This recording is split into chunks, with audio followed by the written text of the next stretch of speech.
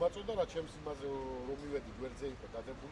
უმაღლესი საბჭოს წევრმა ფოტო გამოაქვეყნა. ვფიქრობდი წაიკითხავდი ჩემ Facebook-ის გვერდზე. აი, გეწერა რა. ეს ხალხი ასეთ საქციელს ჩადიოდნენ აღორძინების დროს.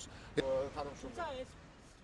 კეთილი ინებონდა კანონები წაიკითხონ, სადაც გარკვევი წერია, რომ კაბინაში ფოტო, ვიდეო გადაღება იგრძალება კატეგორიულად. გამომდინარე აქედან თუ ეს მათი გადაღებულია და არ არის გადაღებული იმისათვის, რომ საჯარო მოხელეებს ენახვებინა თავისი პატრონისთვის, ვისაც დღეს კუც უკაცუნებენ, იმათთვის ენახებინა, რომ აი ის თქვენ რა კარგი ბიჭები ვართ, შემოვხაზეთ. რა თქმა უნდა, დავალება ეს იყო მიზანმიმართული ქმედება, რათა გაეფრთხილებინათ საჯარო მოხელეები, რომ ხო იცით რა უნდა გააკეთოთ.